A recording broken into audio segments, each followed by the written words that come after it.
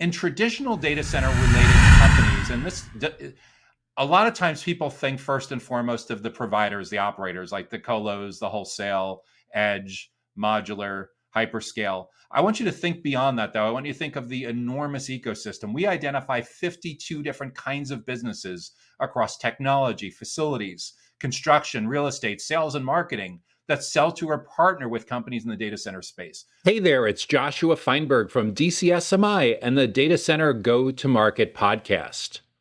Listen, the way that prospects and clients research and make data center related buying decisions has changed quite dramatically. It doesn't matter whether your company is a data center provider or in technology, facilities, construction, real estate, or sales and marketing. Data center GTM teams have had to update their strategies to help their teams, their companies, and their clients achieve their goals. And because go-to-market GTM strategy is a highly competitive team sport, it takes a village to move the needle. Some of the biggest names in the technology industry have figured this out, and they're shouting it out from the rooftops. For example, Gartner found that 83% of a typical B2B purchase decision, researching, comparing options, and evaluating pricing, now happens before a potential buyer engages with a company like yours. McKinsey discovered that 70 to 80% of B2B decision makers now prefer to make their decisions digitally. And LinkedIn, partnering with Edelman, concluded that thought leadership remains critical to customer engagement, but breaking through the noise is harder than ever. However, most data center providers, as well as the technology, facilities, construction, and real estate companies that sell to or partner with data centers, are largely unprepared to confront this once-in-a-generation change in purchasing behavior. And these changes are approaching at jet speed, like Mach 1, whether your company is prepared or not. In this episode of the Data Center Go-to-Market podcast, excerpted from that webinar, you'll learn how you and your data center go-to-market team can upskill and stay relevant to how your prospects and clients want to buy. This includes how to adapt your sales process to support your prospects and clients' buying process, how to build your team with the right mix of generalists and specialists, modeled after some of the most successful professional sports teams on the planet, how to connect the dots between marketing, sales, customer success, and product so you approach your go-to-market as a team sport, how to get on the radar of the right strangers, the right potential clients in the right places at the right time and in the right context. That last part's incredibly important. How to plan your content strategy for maximum relevance, efficiency, and effectiveness across the most popular formats, and much more. But before we jump in, to make sure that you get notified about upcoming episodes of this podcast, make sure that you subscribe to the Data Center Sales and Marketing newsletter on the DCSMI website at www.dcsmi.com. So, let's get started. Welcome to Data Center Go-to-Market 101 for data center sales, marketing, customer success, product, and channel partnership professionals. Over the next 30 minutes, I'm going to give you a quick overview of some of the most important issues to be thinking about in your GTM, in your go-to-market strategy. I'm Joshua Feinberg from DCSMI, and I help go-to-market teams in the data center better differentiate, get found much earlier on in sales cycles, achieve trusted advisor status, and command premium pricing power so that they have sustained, profitable revenue growth. I've presented highly rated educational sessions at some of the industry's best-known conferences. I've served on the boards of numerous data center, IT-related, and marketing product-related organizations, as well as being a former contractor with IBM, Microsoft, and involved in the HubSpot solutions partner ecosystem for the better part of a decade, and led a HubSpot user group for more than 4 years. My 20 years of experience building GTM, digital marketing and sales enablement, includes co-location and wholesale data centers, construction, cooling, cybersecurity, decommissioning, managed services, a lot with software and SaaS. And that's how I got started with AI about 5-6 years ago, and telecommunications. DCSMI, our mission is all about elevating the role of sales, marketing, and go-to-market professionals to the growth of the data center industry. So, what's on the agenda for today's webinar? Data Center Go-to-Market 101. First, we're going to talk about how you can adapt your sales process to the way that modern buyers, prospects, and clients buy data center related products and services. We'll look at some key issues to think about as you're building out your team to have an effective go-to-market playbook, effective GTM strategy for competing and winning the best deals. We'll look at what needs to happen to connect the dots between all the different roles that need to come together within your company. We'll look at how you can get on the radar screen for the right buyers in the right places at the right time, and most of all, for the right reasons. And then we'll wrap up with a quick conversation about planning, creating, and distributing your content, which, interestingly enough, 5 years ago, a lot of people in sales roles would have said, content, that's marketing's job. No, actually, in today's buyer's journey, the people that are stepping forward and really getting a lot of visibility, content is everything. Remember, the internet would be really boring and empty if it weren't for content. And then we'll wrap up with some recommended resources. Want to call your attention to a special offer that I'll be introducing towards the end of today's webinar. So if you're interested in learning more about that, make sure that you stay to the end. And then I'll also have a few minutes for question and answer. We got a couple great questions that were sent in ahead of time, and time permitting, I'll try to get to a few others. So first up, what can you do to adapt your sales process to support your prospects and clients' buying process? How they actually buy, not how you want them to buy, not how you want them to get out their BlackBerry and MySpace and go back in a time machine and buy the way that your team may be conducting itself today, but how they actually are buying. What do you need to do to adapt your sales process? Well, it's important to think about big picture where we are. Gartner, for example, found that 83% of a typical B2B purchase decision, which includes researching, comparing options, and evaluating pricing, now happens before your prospects and clients are ready to speak with somebody from your sales team. And wow, is this a big change in the last 5 or 6 years? In the mid 2010s, late 2010s, that number was about 55, 56%, and it has accelerated like a rocket. People are more sales allergic than ever. They really want to be running the self-directed buying process, self-directed research process, and we have to work really hard now to figure out a way to insert ourselves into that whole education and trust building. And that's exactly what we're talking about today. And this is not just edge cases, it's pretty much everyone. McKinsey found 70 to 80% of B2B buyers now prefer to make their decisions digitally. And as every day goes by and another 10,000 baby boomers retire and they're replaced by more Gen X and millennial and eventually Gen Z, you can bet that this is going to accelerate even faster. And when it comes to cutting through the noise, LinkedIn did some research with Edelman and found the big PR giant and found that the key to cutting through the noise is having great thought leadership. But it's harder than ever because there's so much competing for attention. So as these buyer preferences change, strongly favoring a digital buyer's journey, sales professionals, GTM teams really need to adapt. The bigger problem in many smaller companies, this is especially pronounced in smaller companies, but I've noticed it to be pretty pervasive industry-wide, is how you can build a sales team that can effectively and appropriately engage with leads in the early and the middle stages of the buying process. Because by default, most go-to-market teams in the data center industry are showing up expecting everyone being ready to buy right away or within a couple of days. And that in most cases can be wildly unrealistic when, and most research confirms that only about 10% of buyers are in market, are ready to speak with the salesperson at any given time. So what can we do to adapt to these changing preferences? Well, it often requires a big change in culture, a big change in mindset, especially for sales professionals, so they can be repositioned as teachers, trusted advisors, consultants, and subject matter experts.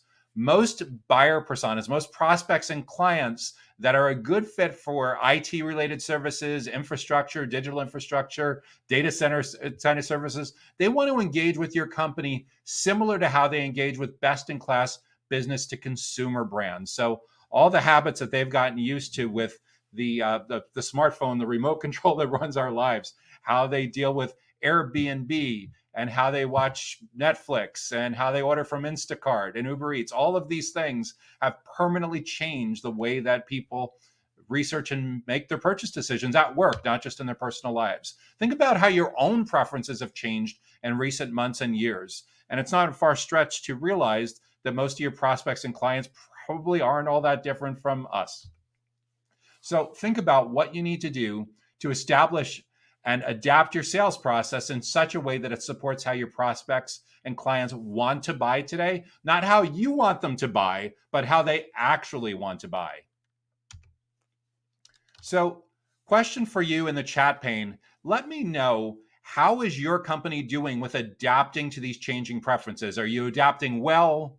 Are you fighting, kicking, and screaming? Or are you completely oblivious to this kind of stuff that's going on? Are you adapting well, or completely checked out on this? Let us know in the chat pane.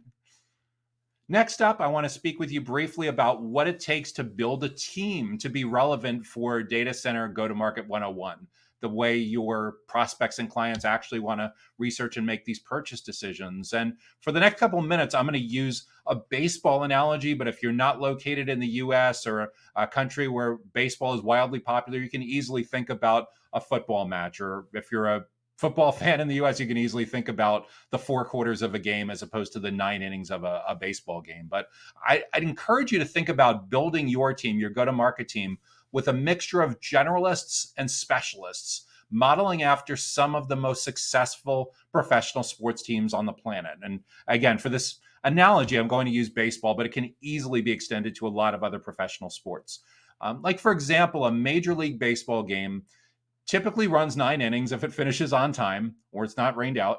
And it runs about 3 hours. And there's a lot of movement in the US towards trying to shorten the games because people have no attention span anymore, thanks to the TikTokification of the world. But those are some good back of the napkin generalizations.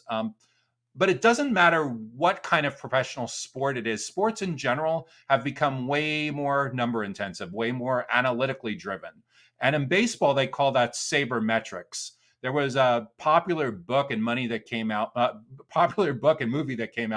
20 years ago called Moneyball that talks about this phenomenon of how data scientists and software developers are the ones that can make the best decisions now on who to hire for the team, who to sign for the team, who to play in what particular roles on the teams. But in this kind of scenario, athletes, baseball players, anything that involves a team the players have become very, very specialized. At the most basic level, for example, baseball teams, the big 30 Major League Baseball teams that dominate the American sport, players are typically signed because they do really well in the early innings of the game, the first 2/3 of the game, innings for the first through 7 innings, or they do really well in the late innings of the game, the last 2 innings, the 8th or 9th inning, or extra innings if it's necessary.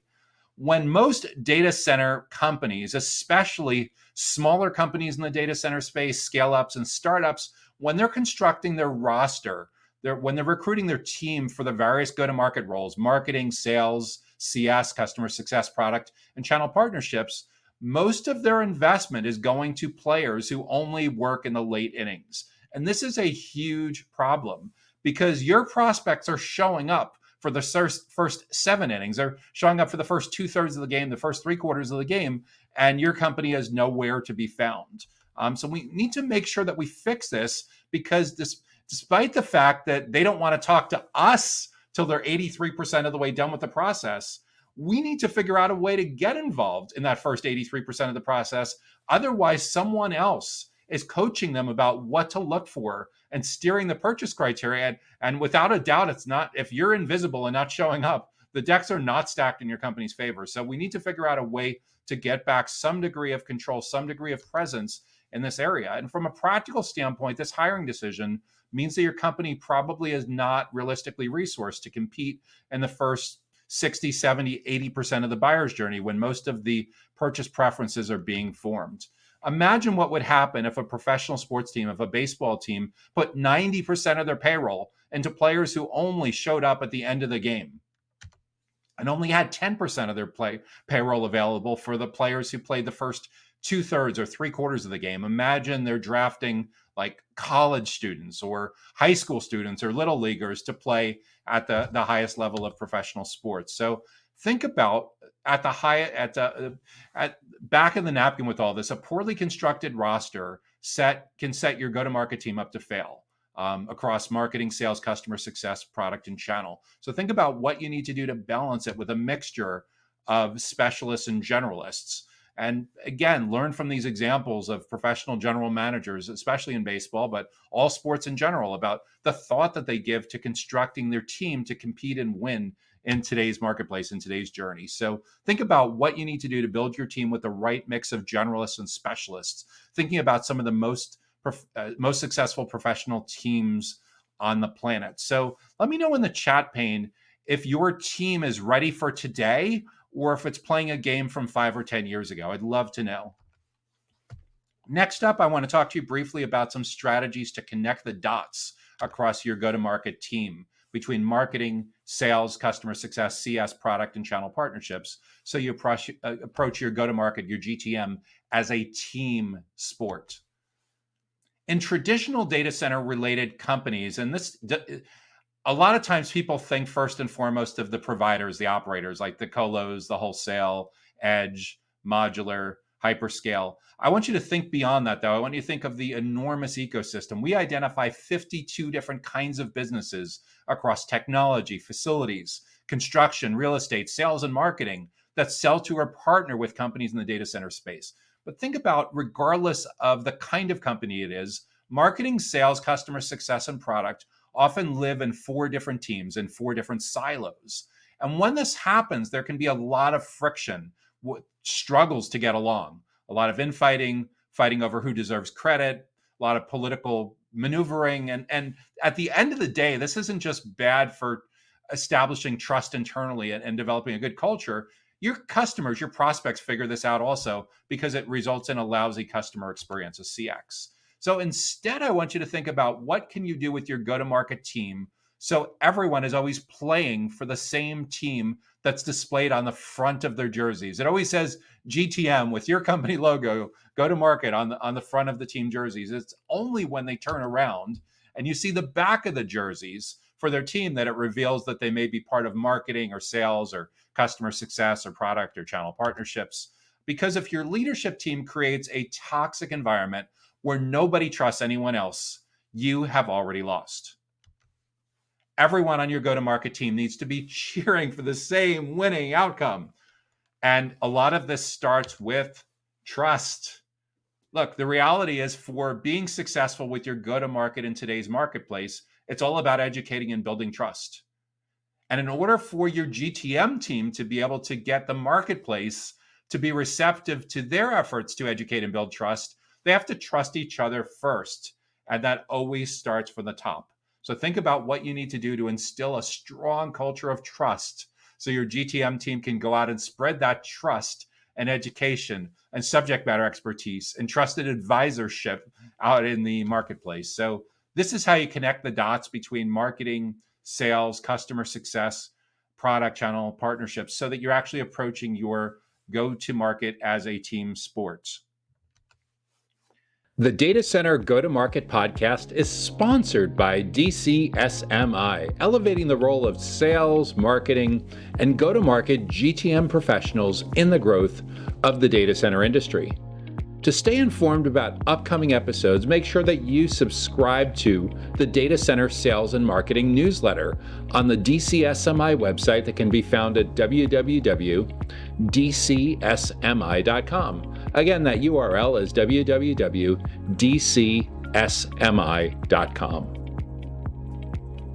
Next up, I want to speak briefly about what you can do to get on the radar screen of the right buyers in the right places at the right time, and most of all, for the right reason.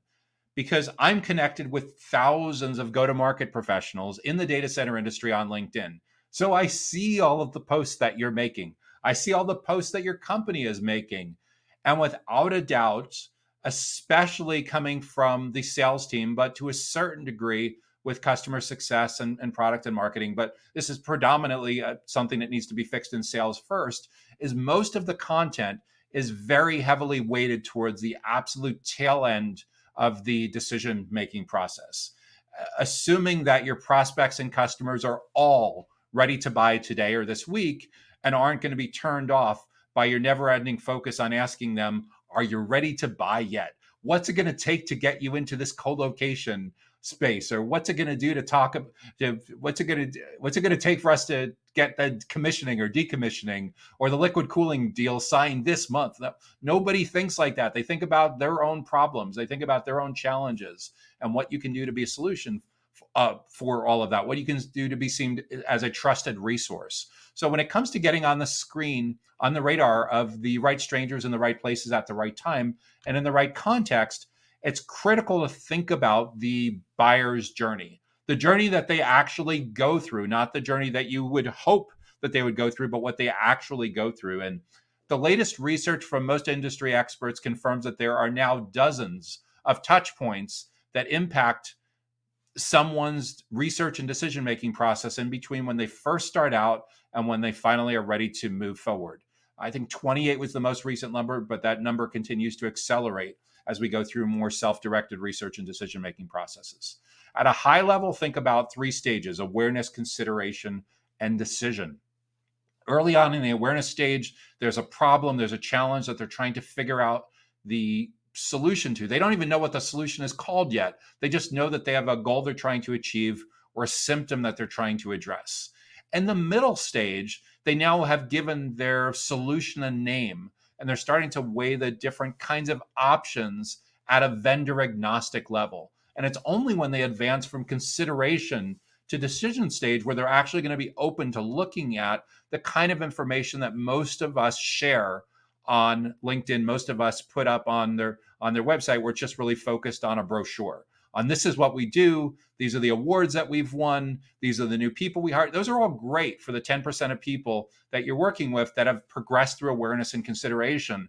But it comes across as largely tone deaf and not listening if you don't have a reason to be involved in the awareness and consideration stages of their lives. This kind of webinar, where there's almost no discussion about anything decision stage, product related, I would put somewhere between awareness and consideration. And most great webinars that are looking to educate and build trust should typically be dominating in the awareness and the consideration stage. But like blogs, videos, ebooks, downloadable checklists, those are typically awareness. White papers, product guides, samples, case studies, those are all good in the consideration stage. And getting someone to come in and book a tour to see your data center, that for sure is decision stage. It's also important to think about your event strategy through this lens. A huge amount of companies in this space invest a ton in field marketing. And I'd encourage you to not only know who your buyer persona is that you're trying to build a relationship with at that field event, but know where you think they are going to be in the buyer's journey. Are they really early on in the awareness? Are they in the middle in the consideration? Are they at decision? Or is it for just your existing customers? It's post-purchase. Very, very different kind of conversation. But early on, these awareness stage strangers will usually match one of your target buyer personas, but they'll have no idea that your company exists yet. Most of your prospects, even if they're a great fit, won't be ready for a sales conversation until they're 60, 70, 80% of the way through their journey. Knowledge of your product or service tends to come much later on during the buyer's journey, during that decision stage. What they know, however, is that there's a goal they're trying to figure out, a problem that they're trying to achieve, like they have a cybersecurity issue, they have a sustainability issue, they have an ESG issue, they have a density issue, they're out of space, their cost structure is too high, they have a talent issue. There's a whole bunch of problems they may be trying to solve, or maybe there's a nagging challenge that's frustrating them. The companies that successfully create and distribute helpful educational content from the point of view of their most important stakeholders, their buyer persona, their primary and secondary buyer persona, in their buyer persona's own words, not our words, but their words. Those are the companies that are earning the right to be involved in that kind of conversation. And if I was hosting this webinar or giving a talk at a conference 5 or 10 years ago, a lot of salespeople would have pushed back and said, hey, wait, that's marketing's job. However, in a world where nobody wants to speak with sales until they're 80 or 90% of the way done with their research and decision-making process, content in all ways, shapes, or forms, text content, image content, video content, live content, content in general is your key to unlocking the attention of your buyers earlier on in the journey and educating and building trust.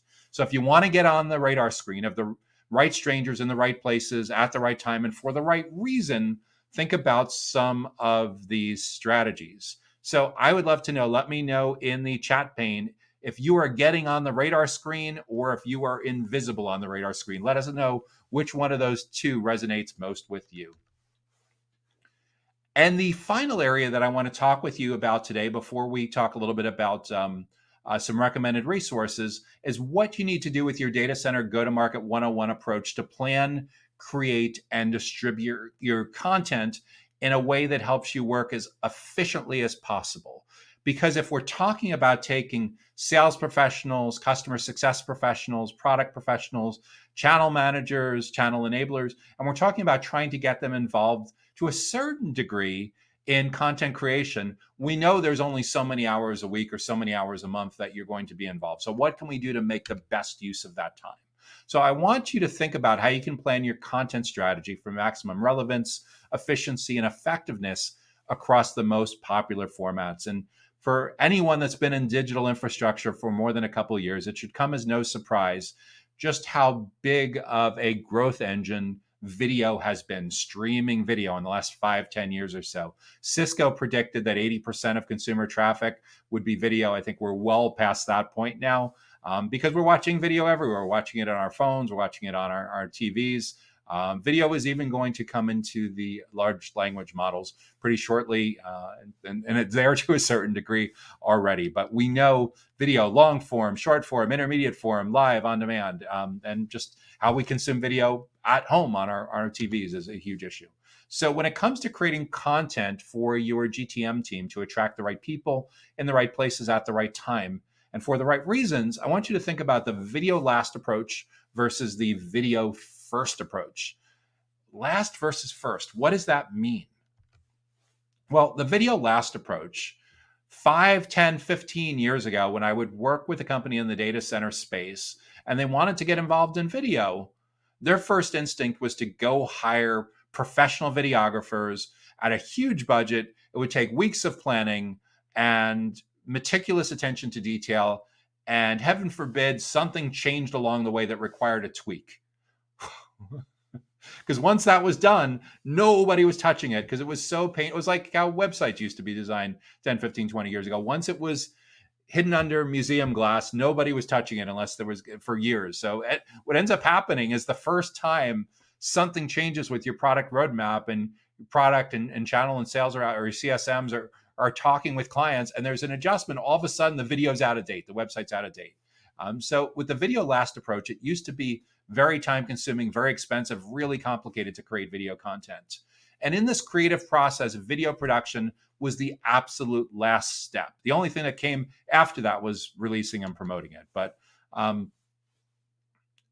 basically embedding it onto website pages, landing pages, and blog posts. The video first approach, however, is quite different. We don't create the video asset last, we create the video asset first. Today, go-to-market professionals, because we can create video whenever, on our phones, on our webcams. We don't always need to have a professional videographer with us to create these video assets. Sure, there's high leverage things like a homepage video, a video that's being played at a conference with thousands of people, where sure, you're going to take weeks and months and traditional storyboarding and everything. But with the video first approach, we often start with video at the beginning of the creative communications process. And video as a format for traffic generation, over the years, it's become much faster to produce, much less expensive, much simpler, even for non-videographers, non-video professionals to create, at least around some relatively simple content needs.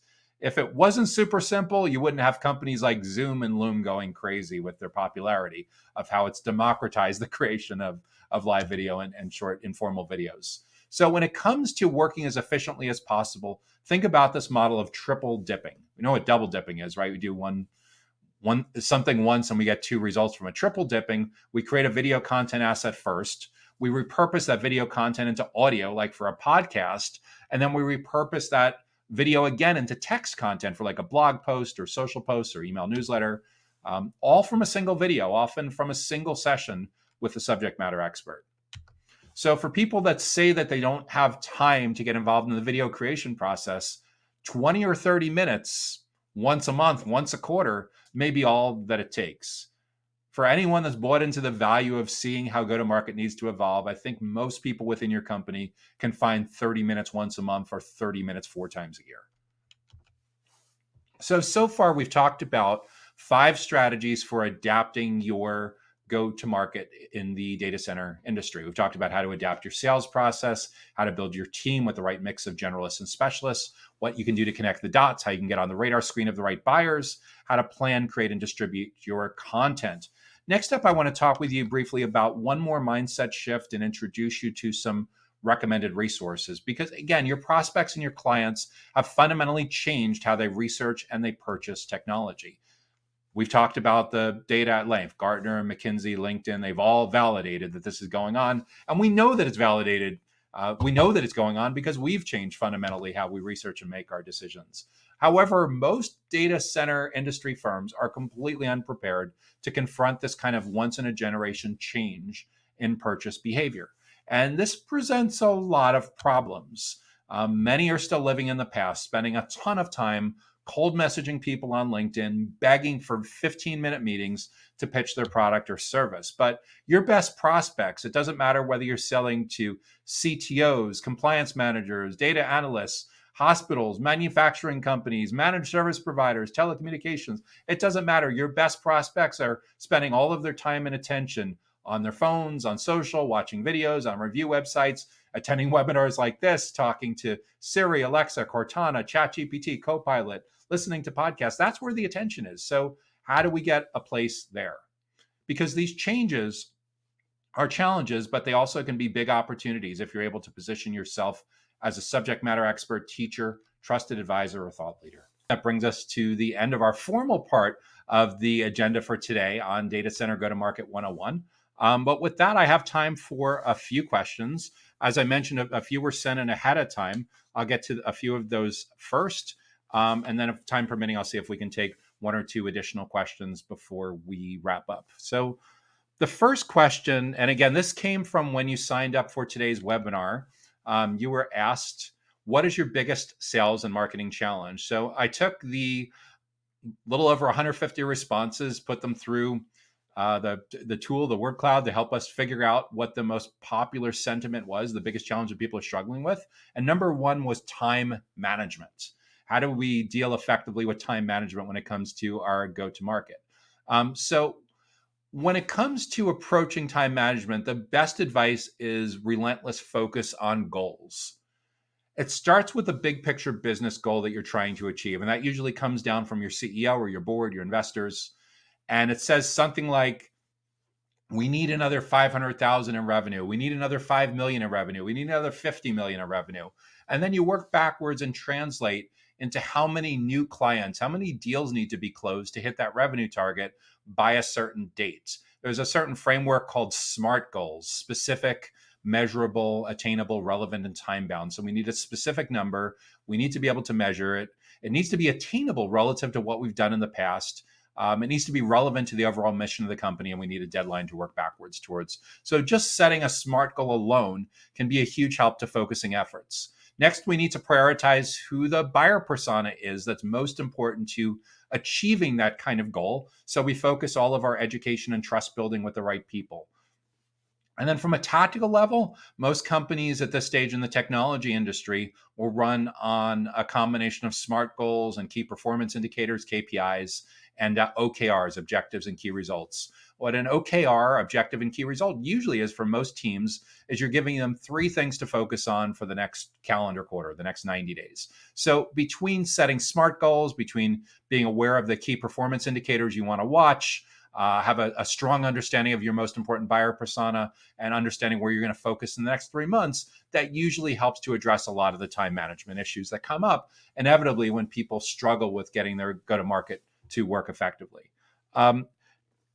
Next question was all about how to reach customers. How to reach customers more effectively with your data center go-to-market playbook. I think what it largely comes down to is when it comes to reaching customers, it's super critical to understand what's going on in their mind. What do they think about? What are the goals they're trying to achieve in their job? What are they struggling with? What's keeping them up at 2 o'clock in the morning, assuming that they don't work the graveyard shift?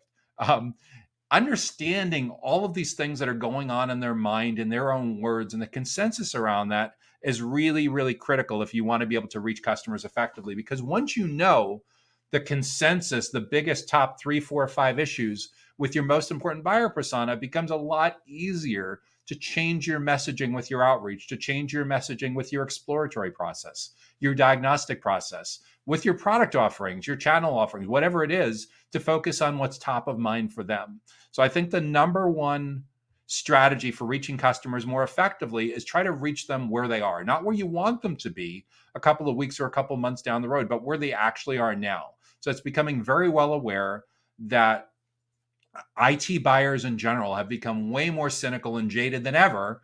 That 83% point where they're allergic to speaking with anyone in a sales context until they're almost done, that's a very real issue that we all need to contend with. And the most effective way to do that is to be super dialed in to what they need to figure out, what they're struggling with, and add value to that process in a way that helps them long before you ask them to add value to you in any way, shape, or form.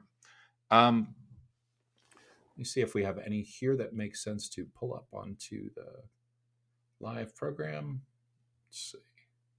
So I will take one more question. We got one on here on prospecting and closing. What's the key to being more effective with your data center go-to-market when it comes to prospecting and closing? The first thing is to be aware of how much time typically happens. What's your sales cycle length in between when a stranger first thinks about a goal they're trying to achieve or a challenge they're trying to close the gap on, and when they're ultimately going to make their purchase decision? And if you have an idea as to what that time frame is it days, weeks, months? In some cases, like with co-location, it could be years. Or wholesale, it could be literally years. You think about how long it takes from the idea that Microsoft wants to build another data center in Nebraska to the point where it actually opens and they're using space, or Digital Realty or Equinix or someone along that context has a similar idea where they're building a large project from the time they're thinking about it to the point there's a ribbon cutting ceremony and attendants are moving in. So being mindful of how long your cycle is super important to being able to prospect and close more effectively.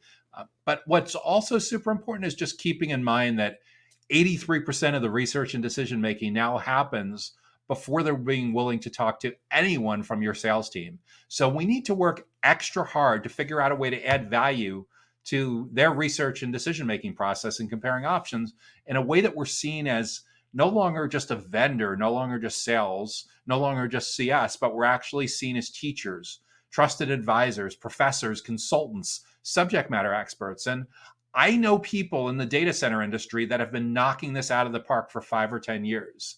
They're way ahead of the curve, but they're the extreme minority. There's maybe 10%, 15% of the industry that's doing this well. For the rest of people that are in sales and CS roles, it's really time for sales to be thought of more like a big four consultants, and for customer success to be seen more as like the MBA or the PhD version of the big four consultants.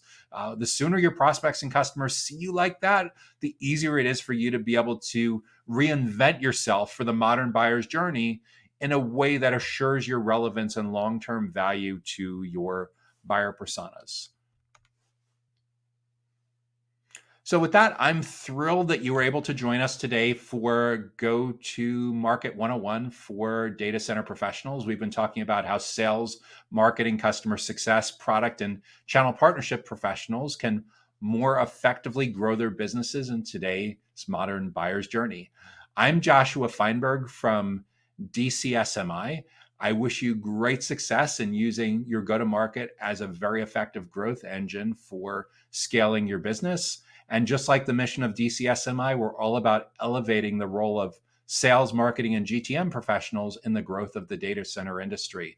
Let us know how we can help. If you have any questions following today's webinar, you'll get 1 or 2 follow-up emails with the recording and a request for some feedback feel free to reply to any of those messages. You can also visit DCSMI.com at any time, and you'll find a chat bubble in the bottom right-hand corner where you can chat with someone from our team. So again, we're thrilled that you're able to join us today for Data Center Go-to-Market 101. I'm Joshua Feinberg, and I wish you great success in your go-to-market. The Data Center Go-to-Market podcast is sponsored by DCSMI, elevating the role of sales, marketing, and go-to-market GTM professionals in the growth of the data center industry. To stay informed about upcoming episodes, make sure that you subscribe to the Data Center Sales and Marketing newsletter on the DCSMI website that can be found at www.dcsmi.com. Again, that URL is www.dcsmi.com.